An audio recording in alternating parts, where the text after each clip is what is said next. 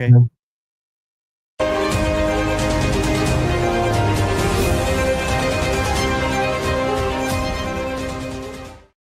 Welcome, angry faithful, to the Friday what the hell stuff that we found on the internet that was newsworthy or political in nature that we found funny. And you know what?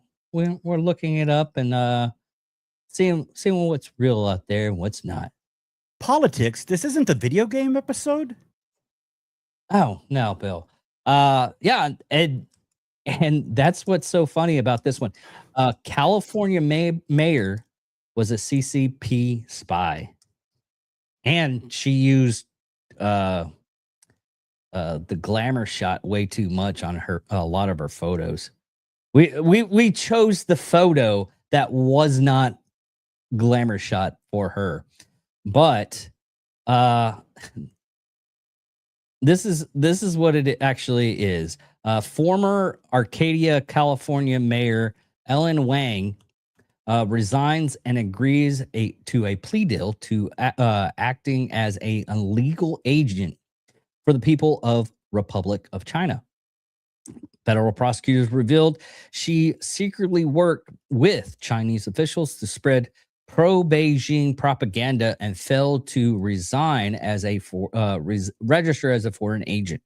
A crime punishable to up to 10 years in prison. Now, the operation between 2020 and 2022, Wang and her former fiance operated a partial news website aimed at the Chinese American community called U.S. News Center. According to Department of Justice unsealed plea agreement, Wang routinely received pre-written contact directly from Chinese government officials via messaging app WeChat. The articles were used to promote pro-Chinese communities, CCP, Chinese Communist Party narratives, including pieces denying forced labor and human rights abuse in the Zhejiang region. Wang regularly reported back in her Chinese headers the page views metrics for the article. Basically, they were botted. Prosecutors also noted that Wang communicated with high-level Chinese intelligence operators who was previously convicted and sentenced to federal prisons in 2024 for acting as an illegal PRC agent. As a result, following an NBC News report, federal authorities announced the charges against the 58-year-old on May 11th, and she made an initial appearance in the LA federal court. Resignation within hours of the unsealed plea deal. Wang, still get it. I'm still laughing about the last name, Wang. I got a child like mine, okay? Wang formally resigned. Her Wang finally resigned as a mayor and of this from the city council of Arcadia, a suburb location northeast of the downtown Los Angeles. City manager Dominic Lorenzo issued a statement clarifying that an internal review confirmed no Arcadia city staff, finances, decision-making process were involved in the propaganda activities, as the actions had ceased after Wang was sworn into local office in 2022. Legal defense, Wang's defense team noted in a statement that she accepted responsibility for the past personal mistakes and apologized for her conduct, according to coverage by the New York Times. Yeah, because you were caught. So I had somebody recently screaming at me that was being harsh to the Chinese government or Chinese people. And all this stuff came out. He's like, you're totally right about all that stuff. Yeah, exactly. Because I did the research. I knew what they're doing. And even as right now, uh, Trump even said during his time in Beijing this week that we spy on China, China spies on us. It happens. You're not going to get away with it. But another note, talking what happened on Trump's little vacation to China, not a vacation, but doing business deals. A little excursion. Uh, Well, he didn't bomb them, so I guess isn't that what oh, excursion means to Trump? yeah. What's really bad about this whole thing, and people are getting really upset about, is the fact that uh, the president of China goes up and is like, Trump's making America great again. Back that up. Hillary Clinton went on air and said she will take help. The Democratic Party should take help from Chinese government since Russia's helping Trump. So it's getting ridiculous out there. Did you see when he got off the plane and they had the little kids singing, and not the ones that were doing YMCA, and another one where they were waving flags? I'll tell you, if you go back and watch that segment, I would swear I heard it over and over that they were singing the theme song to Chitty Chitty Bang Bang. We'll get more into that. It's so similar. I love this. I'm gonna steal this one. Jesse J. Broshaw. How do terrorists feed their babies? Here comes the airplane. Do you get that, Bill? Yeah. Oh, that's hilarious. That is hilarious. I'm stealing that one. Oh, is that something we got coming in? Whoa, yeah. people are watching. Wow. I know. Here's another note. What happened as they're He does not have a trademark symbol on that. I know. So you can steal it. Yeah. It's probably an old joke. But anyways, this is the U.S. delegation just threw everything Chinese gift into a trash bin at the foot of Air Force One before boarding in front of full camera. Now, there's a reason why they did do this. The last time the U.S. president's team performed a visible public discardation of host countries' material on the tarmac during the major summit, it made front page news for a week because everyone understood what it meant. Every gift discarded into the ramp side bins before the wheels up. Every badge, every pin, every souvenir gone. Every Chinese issued phone for staff and press thrown away. Nothing Chinese origin was allowed onto the aircraft. Personal devices were placed in Faraday bags for the flight. The action was uniformly staff, press, pool, and entire delegations. The White House security and Secret Service enforced it onto the ramp. Trump on camera when asked about spying. We didn't discuss it because we also spy on them as they do with us. New York Post White House correspondent Ellen Goodkin confirmed the account from the pole position. Protocol applies to final control windows before re-entering U.S. airspace. This matches the identical disposal procedures used by U.S. delegations in China and Russia for years.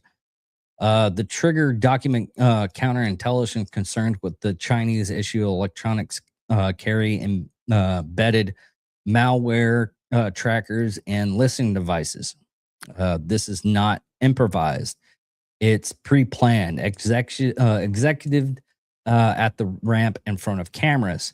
This is the same playbook U.S. delegates have used in Beijing for a generation. The only thing that changed is that someone photographed it this time.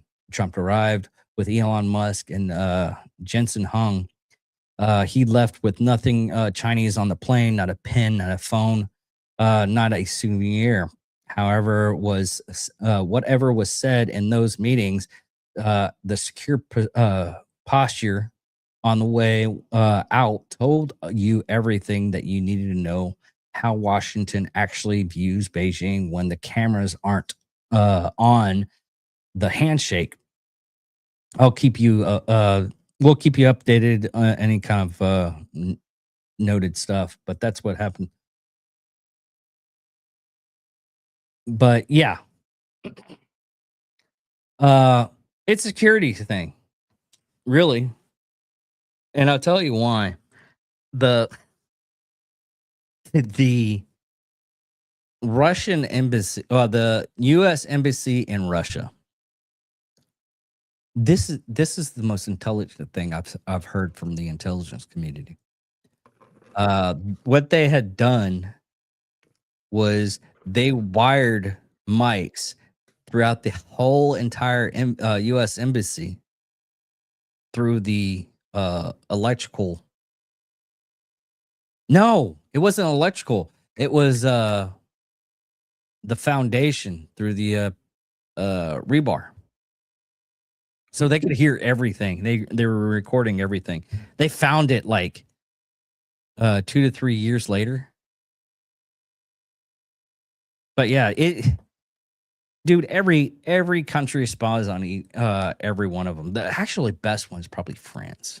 I think the whole U.S. delegation had to have burner phones. They didn't allow personal devices to access anything, plug in anywhere. Yeah. But it's how you're not as even as U.S. citizen.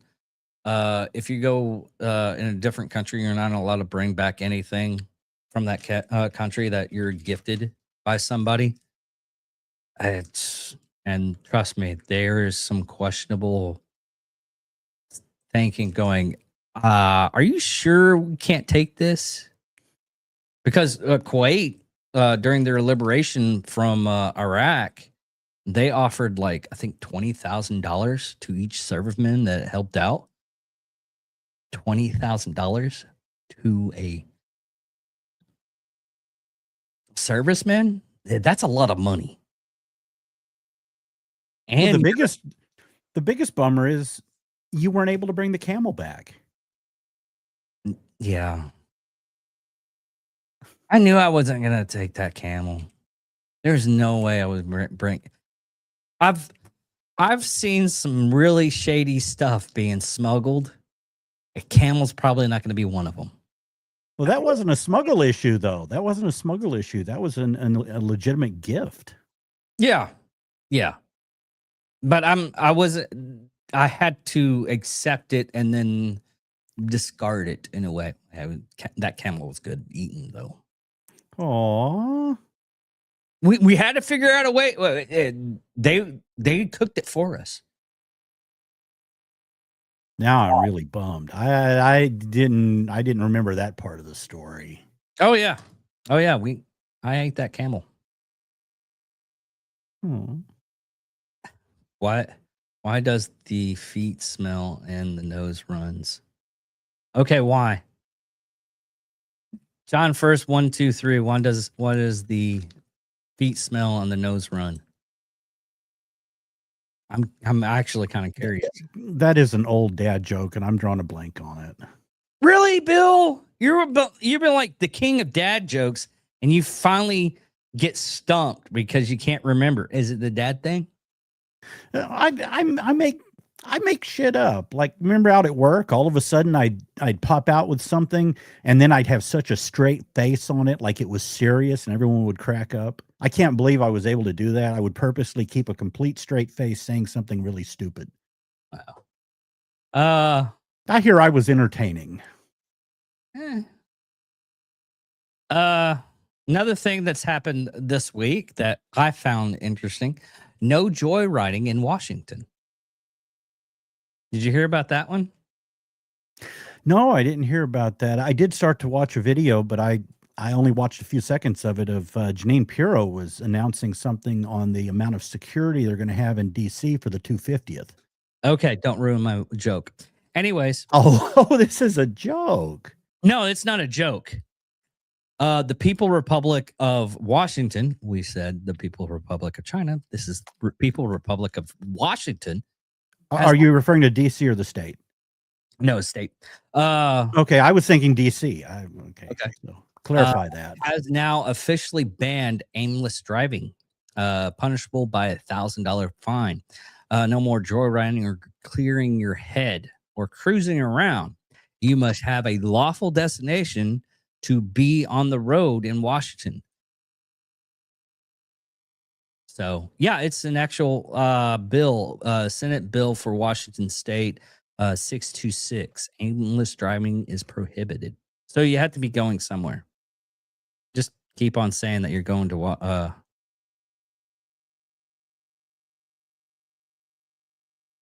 Oh, man, finish the joke, John. If you're gonna do that to me, finish the joke. Now I'm gonna have to look it up.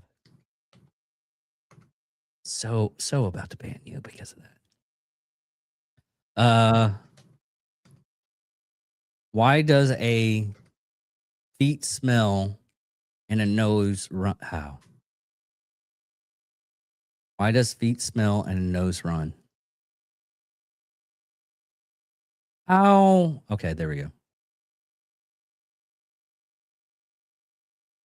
I think I found it. Now.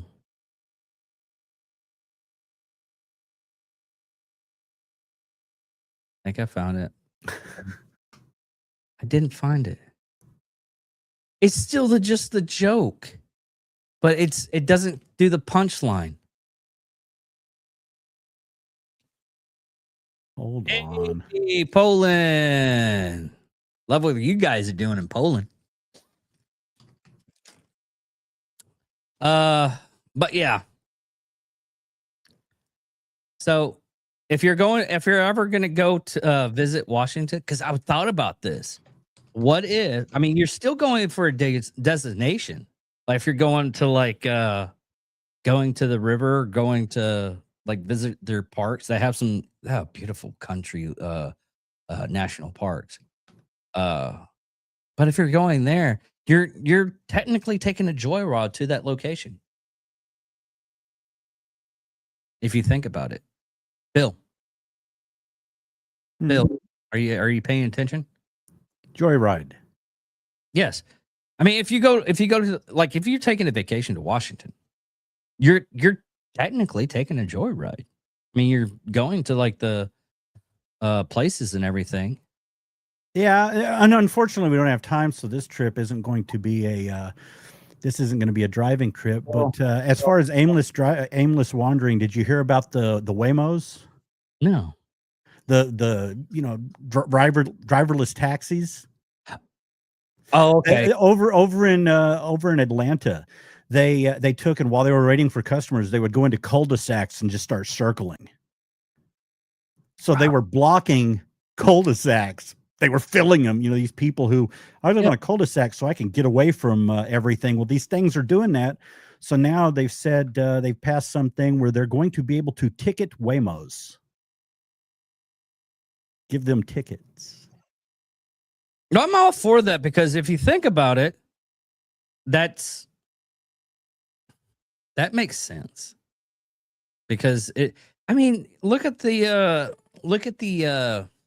I forgot what it was. It was either Tesla's. It was some kind of I think it might have been Waymos, but they went in and the parking lot for the vehicles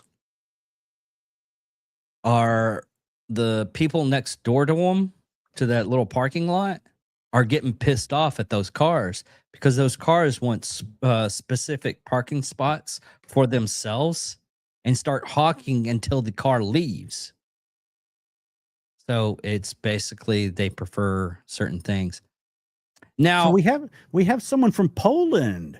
So I love Poland. Love Karol Nawrocki. I think that's how to spell it, how to say it. Yeah, Bill, I said that 5 minutes ago. Yeah. You, Love you Poland. Hi, you're, guys. you are really late on that one. Anyways, next topic. Made for Canada for the babies. This is a recent thing we found out. I want to draw attention. They wanted to draw attention to this now. This is going to be a little bit long video for most people. It's 2 minutes and 16 seconds.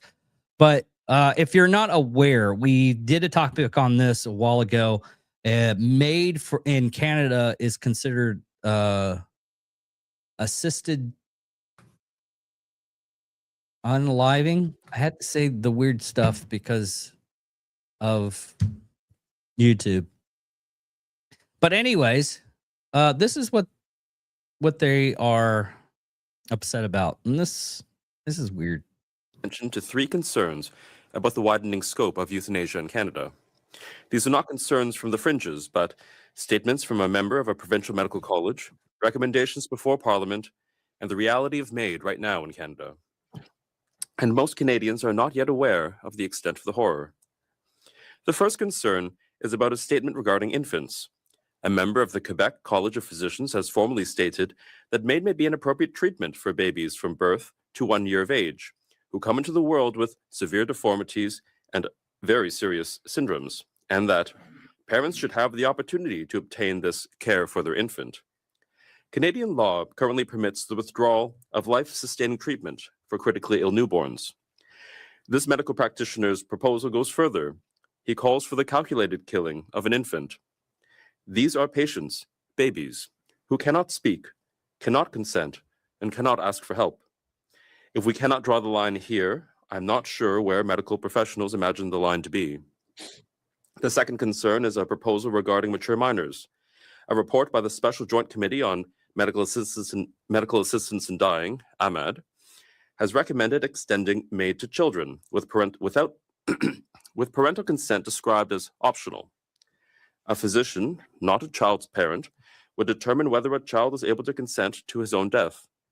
In this discussion, MAID advocates showed their true colors and defended the rationale for euthanizing minors without consulting their parents. Yet 43 expert witnesses called this recommendation deeply flawed. I might call it something stronger. The third concern is euthanasia on demand. Ontario's chief coroner has documented MAID deaths driven not by illness, but by poverty, loneliness, and lack of housing.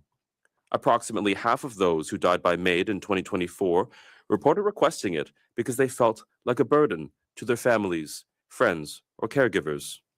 These are not necessarily people dying of terminal illness. These are Canadians failed by a system that chose to offer them lethal injection rather than the support and hope they needed to live. So yeah, this is from what they're saying.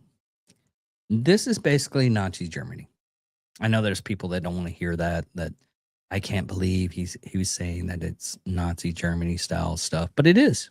I don't think you're allowed to say that N-word either. We're not monetized. We probably won't. Yeah, but just like you're unalived. Yeah. But on no, the only thing you can't say anymore is the actually hard R. But eugenics is happening in Canada, which is sad.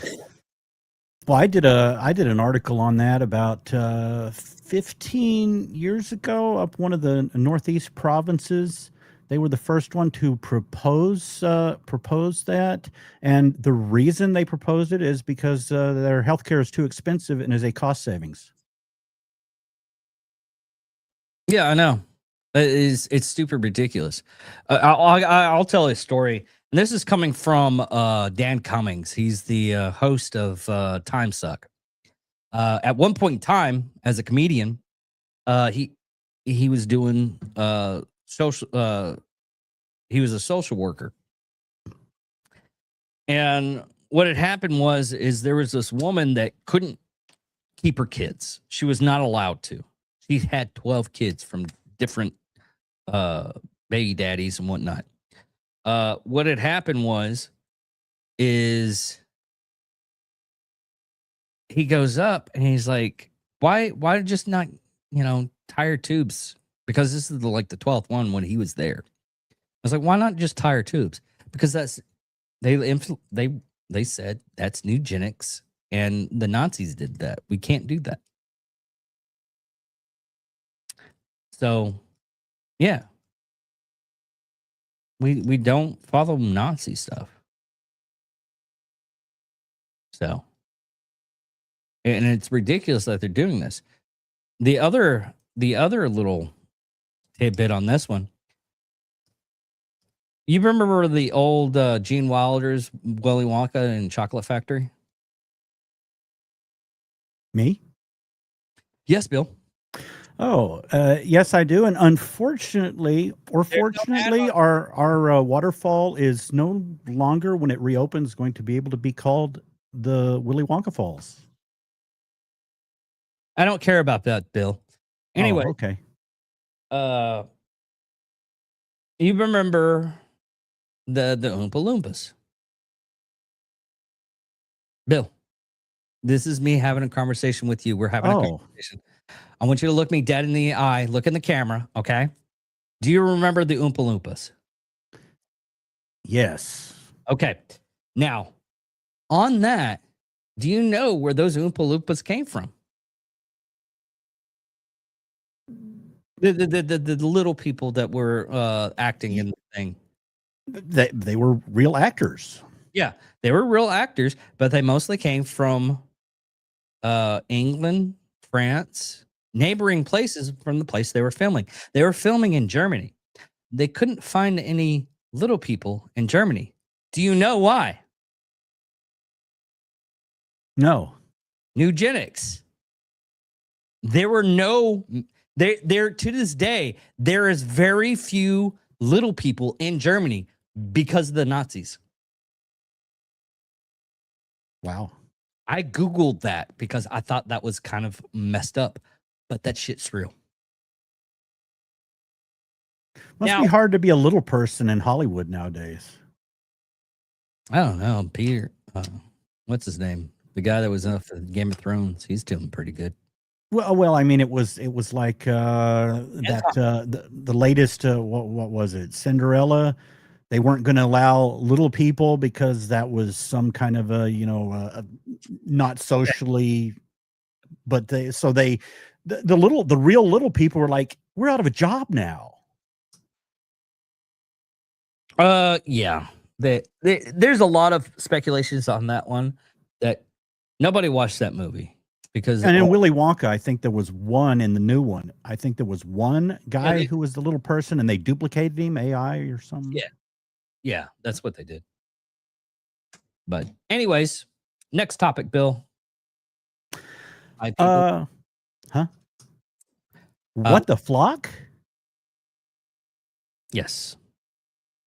Everyone is freaking out now. The latest AI thing going around is they're throwing it out as they are mega surveillance centers or mega surveillance centers, and they've thrown it out like the old Google bombing. Do you remember Google bombing? Yeah. For a first Google bomb ever was they went around and they plastered the same phrase all over the internet. And if you typed in a search for Rick Santorum, the Google result was piece of shit. That was the very, very first Google bomb. So the latest thing is they're trying to make everyone paranoid, the anti-data center group, with surveillance. So flock cameras are the big thing that's going around. Flock camera. Are you familiar with flock cameras, David? Mm-mm. Well, the actual description is specialized solar-powered automated license plate reader systems, widely used by police departments, HOAs, and businesses to prevent and solve crime. So all these people are going, oh my God, we need to stop a data center in our town because that will stop flock cameras. Really?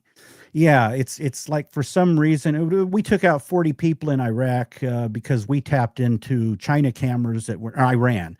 We tapped into China's cameras that were set up in Iran and watched them for a couple of years.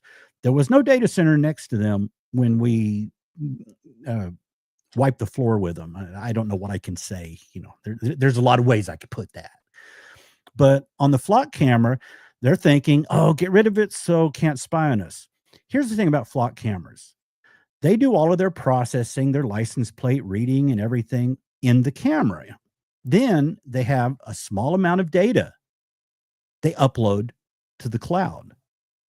Mhm. Now, there are two main data centers, which you know approximately where they are, but you don't have exact details. And they're the Amazon Web Service clouds, but they're Amazon Web Service Gov clouds, specific cloud locations for government data. One of them is in Ohio, and one of them's in drawing a blank, Oregon or Washington. Hold one sec. Oregon, eastern part of Oregon, the Amazon Web Service Gov Cloud. So your data goes from that. After it's transmitted, it's deleted, so you can't access it if you grab one of the cameras. And then it's transmitted, and then it's on one of those two data centers. So stopping your local neighborhood data center is not going to stop flock cameras. Your data is out there. Only 2 different data centers will have it, depending on what region you live in. Okay. So that's flock cameras. And one of the reasons why I looked into that is I noticed that going around the mega surveillance centers is something they're throwing around, and I tracked it back to May 7th is the date that first appeared. And what happens is the activists put it out on blast. Okay, everyone, flood this. Now, if you followed Kevin O'Leary, he's building this massive, largest in the world data center in Utah. Mm-hmm. And he was just really, I saw him on a couple of news segments over the last few days. He was stunned at how much opposition there was to data centers. Yeah. I'm like, he is building the largest one in the world, and he was stunned and didn't realize it. He said, okay. Hold on, Bill. I want you to realize something. One, there's types of people that don't go in and study everything they're supposed to know about one subject. They just see something. Like if I had the money and I go, oh, I'm just gonna build let's say something a place that makes patches. Okay. Well, I'm just doing this because I heard people are starting to make patches and they're gaining a voice and they're making a lot of money. And it's really cheap. $3,000 for a stack of patches. I said, yeah, we'll just do happy birthday. Okay. So I'm selling these patches and everything. Apparently, someone put out wishing a person happy birthday with the patch is racist. Well, there goes my business. I had no idea. And they're doing this only because they don't like their own lives or something like that. It's something stupid. But I didn't know this when I was trying to go through this venture. They're not attacking me. They're just attacking. And that's what a lot of people don't understand, especially with businesses that are not kept in the loop. You're kept in the loop because you choose to be kept in the loop. And I want you to realize that. I said the same thing at one point in time is I have a lot of subscriptions because I don't like advertisement. Now, what if there's this new product that I should know about, but I'm oblivious to it? Why am I oblivious to it? Because every one of my subscriptions, I have no ads. I don't know what's new out there. So, yeah. Well, that's a little different than someone who's multi-billionaire spending multi-billions, and he's got PR firm. He's got PR firms. He's got people working for him, and he runs social media. He runs things on X and Instagram. And then he said, "I realized it." I mean, he didn't see. He saw the protesters coming out and people doing petitions. But He should have. He's in the industry. He should have known that 235 people in December groups gathered to sign a petition wanting a nationwide data center moratorium. I mean, he's building a multi-billion-dollar, and he goes, I got all this opposition, and I looked, I investigated and tracked it back to May 8th. Remember, I said May 7th was the mega surveillance centers. On May 8th, he said, Instagram, X, all social media was hammered against him. And he tracked IP addresses back. Okay. And the IP addresses did track back to the organizations that Neville Singham, the American living in Shanghai, that is basically a Chinese supporter. That's where he tracked the funds back to them. Well, at least he investigated it. Well, yeah, he's got to. They're fighting like hell now. He's on every day. I pull up Facebook, and about every fifth post is on the Utah data center and how they're fighting it and the different methods they're using. Now, the other thing is, have you seen the Forever Chemicals comments? No. Oh yeah, we talked about this. Yeah, but here's something I noticed. I saw a Forever Chemicals comment, and I thought, well, I'll have AI analyze it. So I put it into Google AI, and it gave me a couple of sentences and dropped out. And I'm like, expand on that, please. Dropped out. And I said it several different ways, and it dropped out. What they've done, like the old Google bombing, is they've manipulated AI, and they will put things in quotes like that, and it triggered a safety mechanism that Google won't answer. So when they try to research it, they're told to spread it. But if one of those people try to research it themselves, they get no answers. It automatically cuts it off. I put that into Grok, and I said, "Hey, Grok, what's going on here?" And he explained it. He explained how the activists did it, specifically wrote it in a way that would trigger the safety mechanisms of the AI so people couldn't get the information. Oh, neat. All right. One last thing before we go. There's always some kind of news thing that we prop up really quick. Now, this is, do you know Tina Peters?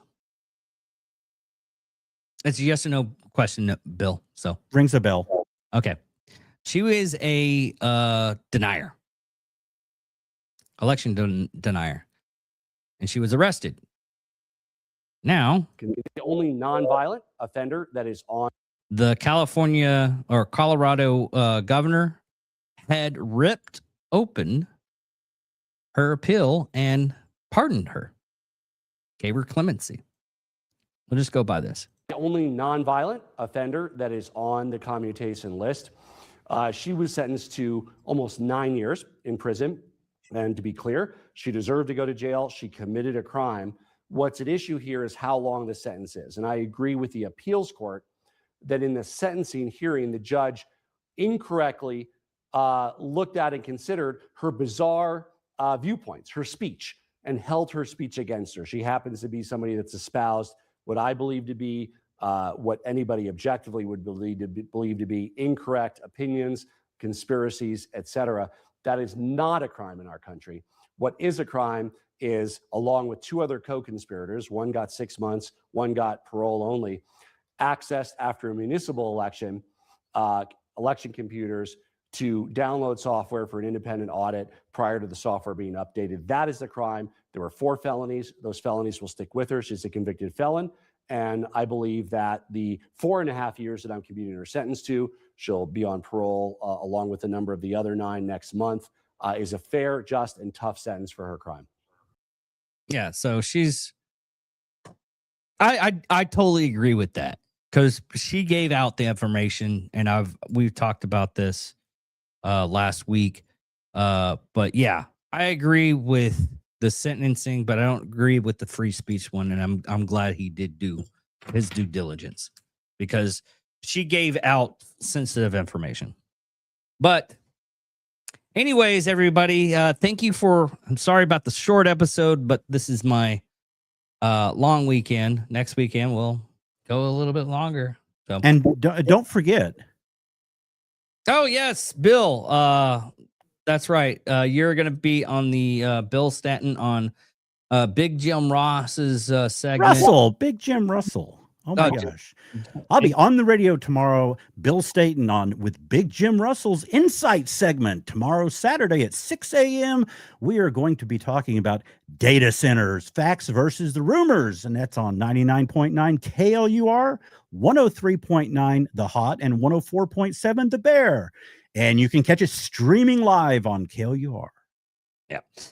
Anyways, everybody, thank you all for listening. Thank you all for watching. I'm David Ickerman. And I'm Wild William. And goodbye.